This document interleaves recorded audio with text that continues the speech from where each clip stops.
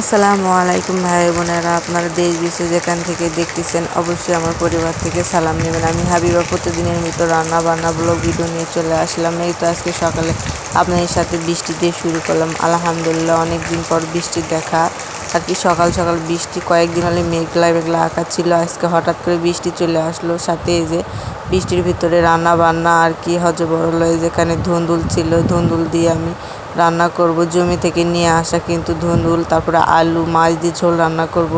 টাটকা ধুন্দুল ছিল, কিন্তু এটা আমাদের গ্রাম অঞ্চল ভাষায় বলে কদর, আর আরেক আরেক জেলায় বলে ধুন্দুল।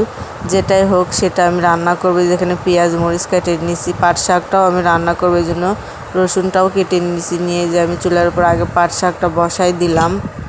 টাটকা পাট শাক ছিল, কিন্তু আমার চাচি শাশুড়ি বলছিলাম আমাকে শাকটা দিয়ে যাবেন। আমার মতো শাক লাভারেরা কে আছেন। আমি কিন্তু শাক ভাজিটা খুব পছন্দ করি। আমি খাবারের তালিকায় 1-2 দিন বাদে আমি শাক ভাজিটা রাখার চেষ্টা করি।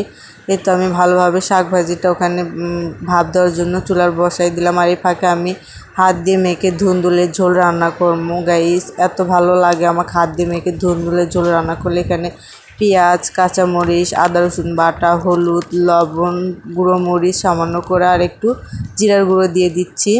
দিয়ে আমি পরিমাণ মতো তেল দিয়ে আগে মরিচগুলো ভালো করে মেখে নেব। নেওয়ার পরে আমি ধুন্দুলটা দিয়ে দেবো, কারণ এটা মেখে নিলে ভালো হবে, ঝোলটা একটু ঘন হবে। এই তো আমার মাখানো শেষ, আমি ধুন্দুলটা দিয়ে আলতো করে মেখে নিছি। নিয়ে আমি মাছটা দিয়ে দেবো। এই তো এই মাছগুলো দিয়ে আলতো করে মাখিয়ে নেবো। নিয়ে পরিমাণ মতো সামান্য করে একটু ঝোল দিয়ে দিলাম, যেহেতু আমি ঝোল রান্না করব, যেহেতু ধুন্দুল থেকে ঝোলটা উঠবে। আর ফাঁকে এই যে আমি শাকটা আমি ভাপ দিয়ে নিচ্ছি। এই তো আমার ভাপ দেওয়ানো হয়ে গেছে প্রায়। আমাকে কে শাক ভাজিটা পছন্দ করেন অবশ্যই কমেন্টে বলে যাবেন গাইস। আমি প্রচুর পছন্দ করি, আপনাদের ভাইয়া তো খাবেই না, শুধু আমার জন্যই রান্না করব। আর এই ফাঁকে এই তো আমি এখানে এই যে ধুন্দুলের ঝোলটা বসাই দিচ্ছি, সেটা আমি নাড়াচাড়া করে দিচ্ছি। বৃষ্টির ভিতরে রান্না বান্না, চুলার উপর ছাউনি নেই, কিছুই নেই, এই জন্য অনেক কষ্ট হয়ে যায়। এই তো বৃষ্টির দিনে আলো চিন্তা ভাবনা করতেছি কীভাবে রান্না বান্না করে খাবো।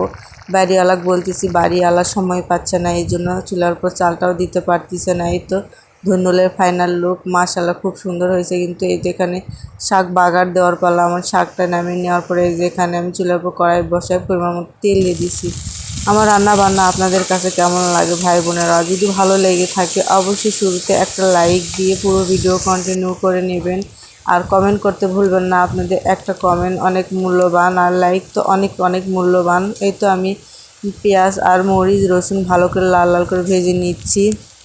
অবশ্যই আমাদের ভালোবাসা আর সাপোর্ট দিবেন ভাই বোনেরা। আমাদের প্রতিদিন দৈনন্দিন জীবন আপনাদের সাথে রান্না বান্না শেয়ার করে থাকি। আপনাদের কাছে কেমন লাগে কমেন্টে বলতে ভুলবেন না।